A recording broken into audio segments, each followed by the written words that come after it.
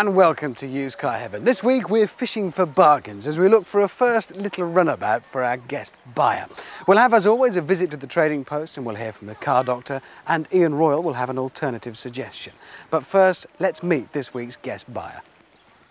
This is Lucy Barber. She's 23 and works as a broadcast scheduler. She's looking to buy her first car and has a strict budget of £2,000. She wants a little runaround that's cheap to run and insure, and she wants our help to find a car and to get it for a price that suits her budget. Hi Lucy, welcome to the show. Your first car. Yep. How lovely. Well, I hope we're going to be able to help with this. First of all, budget. How much are you looking to spend? No more than 2,000. Well, that's not bad. We'll get you something pretty nice for that. Secondly, insurance is going to be a bit of an issue here, isn't it? Because you're still quite young, so it's going to cost money. So we're not going to be looking at V8 hot rods here, OK? They're going to be quite sensible. 3 for you to have a look at. All right, first up, 1,900 quid. So it's within your budget. Nissan Micra, 1 litre. What do you think? First impressions. I'm not too sure about the Micra, it's a bit too cute looking. But I thought cute would be good. You're a girl, you want your first car? Just something a bit meaner. OK, so a little bit too cute, but it's still a very nice little car. I want you to try it, they're very good. Second car, quite a bit cheaper, 1,500 quid, Citroen AX. Do you know the car at all? Yeah. A little bit sharper, maybe not quite as jelly mould looking, what do you think? Yeah, give that a go. It's 1 litre again, so it shouldn't hurt too much on the insurance. And finally over here, 1,900 again, the same money as the Micra. This is a Fiat Punto. £1,900 for this. Quite a smart looking thing. We'll give this one a go, OK? We'll drive this one first. In you get. Too cute, I ask you. Whilst Lucy gets settled in and ready for her test drive on that, Ian Royle has some more details on this, the Fiat Punto. Now Lucy, finding the right first car I always think is very, very important. This is your first foray into motoring, the chance to own your own car, not one you have to borrow from your mum and dad anymore. So you want something that's cheap to run and cheap to insure. You've got up to £2,000 to spend on a car, so how about this? A Fiat Punto. It's a 5-door 55S. Now, Fiat in the past have always been renowned for poor reliability, but when this car was launched in 1994, they began to get their act together. And at the time, in the mid-90s, when this car was really around and brand new, I mean, it was quite stylish, although it's beginning to look a bit dated now. Now, of the 3 cars that we've picked out for you, there's no doubt that the Fiat Punto is the classier and the better built of all 3. And it's a big car too. 5 doors, and it's got a decent boot on it too. So what sort of money would you expect to pay for this? Well, it cost £7,000 when it was new, but now it's less than 2. It is low insurance, Group 3. It's got a 1.1 litre 55 brake horsepower engine, but it's still economical. It will do early 40s to the gallon. Well, now we know a little bit more about the car. Let's see what you think. First impressions as you drive it for the first time, what do you reckon? I don't know, it just feels strange because I've never driven this type of car before, and I've never driven a car that hasn't got power steering before either. Yeah, it is a bit basic. So, yeah, and the steering just feels a bit funny actually. I don't know if it's because it goes really loose at some points and then it's like a bit tight, and I don't know if that's just because I'm not used to it or... Probably if there's no power steering, it'll just be dependent upon how fast we're going. If you're going very slow, it'll get much heavier. Yeah. Once you're underway, it'll be a lot easier to drive. What about things like visibility? How much you feel in the driving position, how you feel to drive it? Yeah, it's fine, yeah. It's quite nice and light in here. I mean, it certainly doesn't feel too cramped. No, yeah, there's a lot of room, yeah. What do you actually like in a car when it comes to driving? What are the things that you really look for? I do, well, even though I do like it to sort of look nice as well, even though that's not as important as some of the other things, and seeing as I am only spending 2,000, you know, I can't get maybe not down the Ferrari that, shop this time. Yeah. Yeah, so you've said that you'd prefer a 3-door to a 5-door. Why? Yeah, I don't really know. I think it's just because the 5-door, it just like, it seems to be like, I have the idea of it being more of a family car than... But you can get your mates in the back more easily. Yeah, but they can still get in the back in a little 3-door one. So it's got, I'm not going to be carrying a lot of people around all the time. I think you should. I don't see why. So what do you look for in the Fiat Punto range? Well, lots of engines to choose from. Petrol-wise, you've got 1.1 through to a 1.6 and a 1.7 diesel, which is very good on the old fuel, returning you up to 60 miles to the gallon. Petrols, well, they should average out somewhere around 40. Now this is what we saw out there in the marketplace, an M-Reg Fiat Punto 55, 59,000 miles for £1,375. An N-Reg example with 73,000 miles, a 5-door for £1,400. So, Lucy, you've driven the first of our 3 suggestions for your first car, the little Fiat Punto. Good and bad points, I think, in there. Overall, what do you think? I thought it was good how the interior's done well to say how many miles it's done. And but I just wasn't too keen with the gears. The gears. No, you really were wrestling with that. It isn't a very easy gear change. That wasn't you. It is the car, honest. But you're right. That interior for a 70-odd thousand mile car, that has really stood up very well.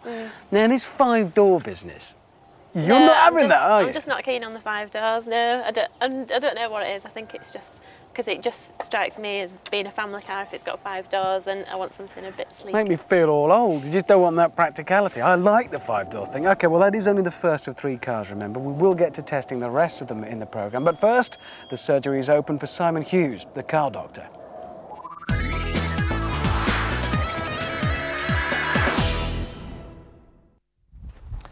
The Toyota Yaris is a fantastic small car, and I can't really fault it. Apart from its unusual ground clearance, it's great round town, it's good, and on the motorway it's not too bad either.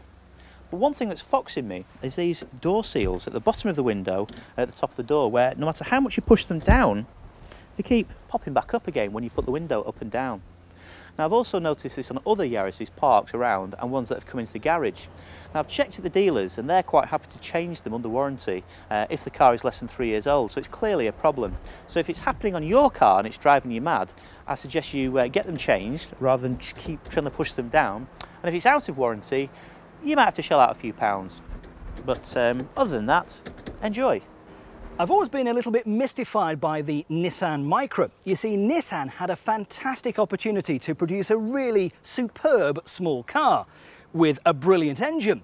And they got half of it right, because look at the styling of it. It's pretty ugly, to be honest. But the engines in the Micras are fantastic. 1 litre 16 valve or 1.3 55 or 75 brake horsepower. Very economical cars will still do early 40s to the gallon, if you can put up with the styling, because these things are generally driven by little old ladies from shop to shop. But one thing to look out for on the Micra range is the power steering, because not all of them come with power steering, and it's a must on a small car like this if you're driving around town. So what would you expect to pay for a car like this? Well, just under £2,000 will buy you this M-Reg example with 70,000 miles on the clock and a chance to join those little old ladies. One thing is for sure, if you ever get stuck behind a long line of traffic, at the front will be a little old dear doing 22 miles an hour and getting in everybody else's way. Thank you, Ian. So, Lucy, what do you reckon? The little Micra, the too cute Micra, if I can find you what you said when you saw it. What do you think of it to drive? Yeah, it's okay. It feels quite a bit nippy, actually, to say it's just a 1 litre. It's like, feels like it wants to go somewhere. Well, I mean, a lot of these you see all done up as tuition cars. People learn to drive these, and there's a very good reason for that. Well, apart from they probably get them cheap. They're very, very easy to drive. Yeah. So how do you find the controls, the layout, the position? I like the steering a lot better than the Punto, actually. A lot lighter? I don't know, it just sort of goes where I want it to, whereas the Punto sort of was like heavy 1 minute and then light the next, but you know, I feel like I'm more in control. Now what about this image thing? I don't know, I just look at the car and I just imagine it to be something like Noddy'd drive or something. I don't know, like it should be in a cartoon. Unfortunately, I don't think there's any way that we can make a Micra mean. I can't think of anything we can do to it to make it mean. It's always going to be a fairly cutesy little design. They always have been. Some people think they're really sweet. I've always had a bit of a soft spot for Micras. I know they're a bit of an old lady's car, and it's not really much of a style statement for a young lass about town like yourself, but I like them. I think they're perky, happy little things, and they're actually, I reckon, quite an engaging little drive. I think they're quite a nice car to drive quickly. I've had some quite hooligan moments in these. All right. It doesn't impress people, but you can drive them pretty quick. Oh, the ever-popular Nissan Micra. 2 engines to choose from, either a 1 litre or a 1.3. Not going to set the world on fire, with brake horsepowers ranging from 59 up to a whopping 80 bhp, but they're very economical, ranging from 42 to 58 miles per gallon. And again, they're pretty cheap on the marketplace. A 1 litre Nissan Micra L-Reg 46,000 miles we saw for £1,500, or a higher mileage car, 96,000 miles, one owner, full service history for £1,200. You're right, you know, it's really going to show the muck, isn't it? Especially in winter. But look, whiteness aside, what do you think of the little Nissan Micra? Well, I preferred it a lot more to drive than the Punto. The gears were a lot more defined, and I felt really comfortable driving it. They are a nice little thing to drive around. Yeah. As I said, I've always had a bit of a soft spot for these. I think they're lovely little cars. But now look, you're starting to say things about this that you liked. You took one look at it and dismissed it at first for being too cute. So are you warming to it? It could grow on me, but I'm still not convinced. This does happen. People just change their mind a little bit and warm to the idea. OK, well, we've still got another car to try, and that's the Citroen AX. So that's going to be quite a lot cheaper than this. We'll see if that's going to help. We'll be doing that after the break. See you in a few minutes.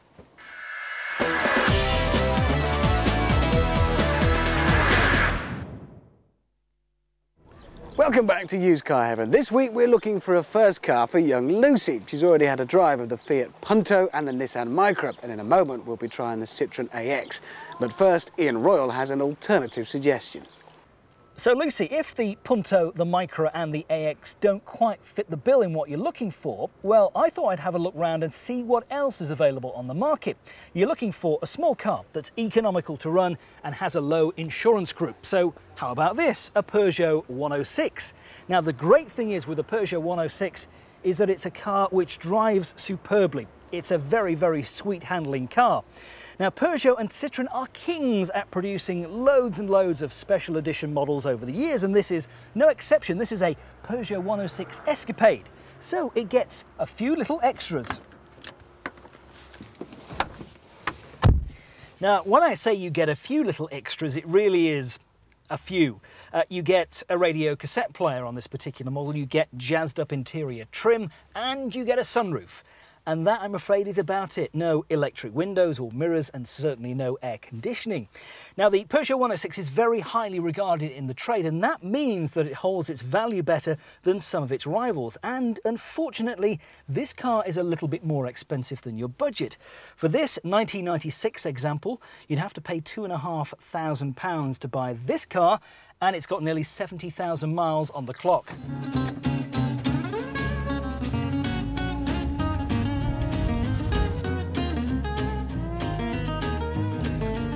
Now, the first thing that you notice about the Peugeot 106 as soon as you get in the car is the driving position, which, to be honest, is not fantastic because the pedals are very offset to the left.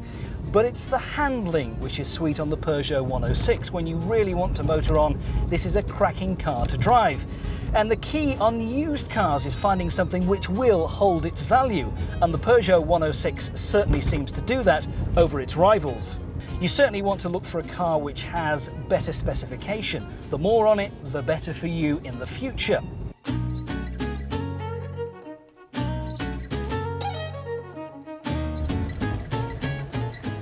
So Lucy, there we have the Peugeot 106, which I can heartily recommend as a really cracking car to drive. I know it's beginning to stretch the budget a little bit more, £2,500, £500 is an awful lot of difference when you're looking to spend this sort of money. And the insurance group is going up a notch as well on a car like this. But if you did fancy a 106, you'd realise just how good a car it is to drive.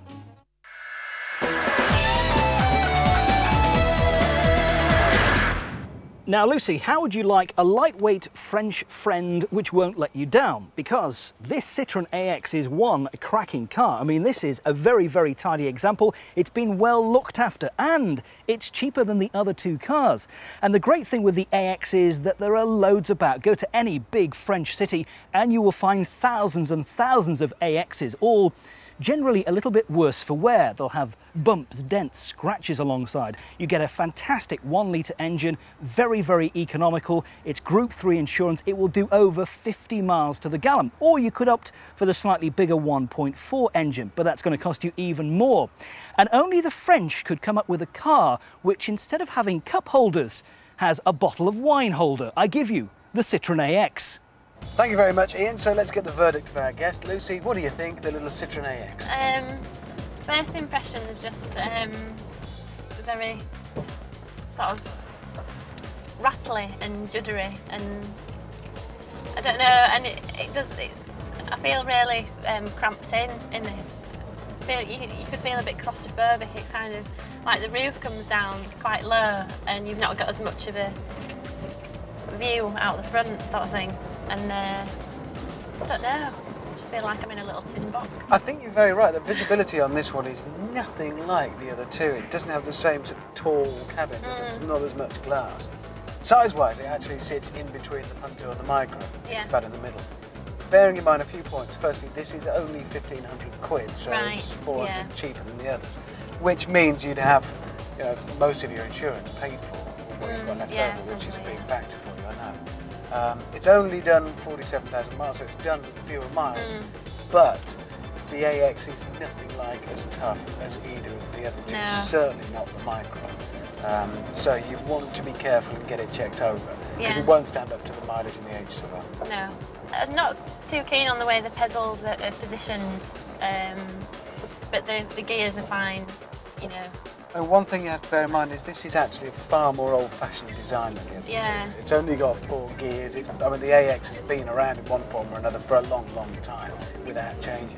So it's certainly not, it's not cutting-edge technology, it's very basic. Yeah. What about the looks of it? I don't know. I quite like the sort of interior. I prefer the sort of, I mean, I don't know if the other is meant to be a black dash or whether it's just gone a bit grey, but it does sort of look a bit more, I don't know, sort of a bit newer and a bit nicer. A bit crisper in here. Yeah. I mean, it's standing up quite well, but I think there are more signs of wear and tear in here than in the other two, and it's done many, many less miles. The dinky little Citroen AX, very, very popular, loads out there to choose from. Good choice of engines, 1 litre, 1.1, 1.4 petrols, and very good diesel engines too. What about economy? Again, excellent. The diesels are astonishing. 55 to 78 miles per gallon for the diesel, and even the petrols are good too, 40 to 62 miles per gallon. And this is what we saw in terms of prices out there at the moment. A K-Reg AX, 1 litre, 59,000 miles for just £600. Is that cheap or what? Or a P-Reg example with 57,000 miles for just under £1,400. And so our third car, the Citroen AX, and the verdict is not looking good. It really isn't looking good for this car, is it, Lucy? You don't like it, in fact. No, not really. It's definitely my least favourite of the three. I felt really cramped inside, and even I'm not particularly tall. It's done the least miles out of all the 3 cars, but it's got the most worn interior, and I just generally just didn't feel safe in it. You're picking up on exactly the right things on this one, and it's largely because this is an old car compared to the others, not in terms of age, but design. And suddenly when you drive it back to back, I mean, the Micra and the Punto are not exactly state-of-the-art, but compared to this they are. Yeah. You've only got 4 gears, and yeah, you're right, you do feel a little bit rattly in it, shall we say. Yeah. Oh, well, you've got to make your decision. You never know, this is cheaper, remember, by 400 quid. It might swing it. While we leave you to agonise over deciding which one to go for, which we'll do before the end of the programme, it's time for Brad and the Trading Post.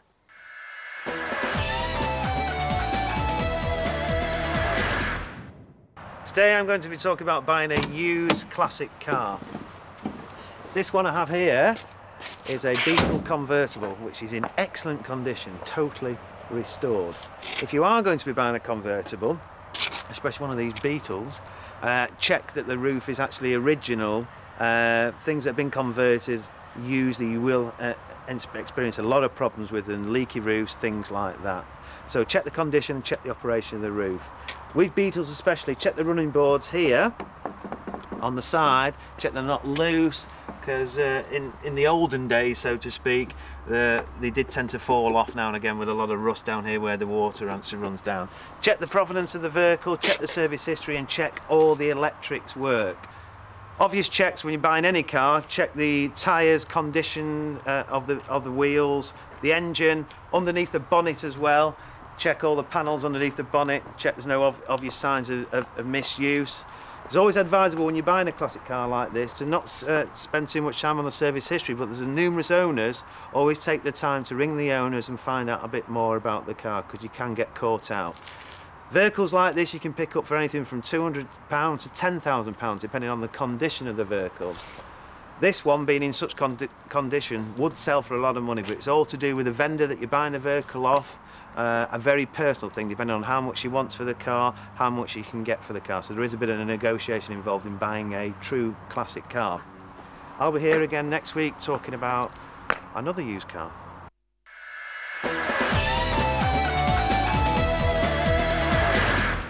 So this is it, crunch time, the big decision. Lucy, you've driven all of our 3 suggestions, you've had a good look at them, you've made your mind up. Yes. And in reverse order, in 3rd place, and it's not much of a surprise really, the Citroen AX. Yeah, definitely. No, I don't rate it at all. It's just never measured up, even though it is 400 quid cheaper than the other 2. No, it's a lot of money. I'd rather spend the money. Really? Not interested. Goodbye, Citroen. In the bin. You were never any good. In 2nd place, and I'm quite surprised, I had a feeling you might actually in the end go for this one, but you haven't, the Fiat Punto. Yeah, I mean, out of the 3, I do like it better to sort of look at and everything, and the interior's nice, but I just didn't like it to drive with the gears and everything. It is a lovely interior, especially when you consider the miles. It's very nice, and it's got 5 doors.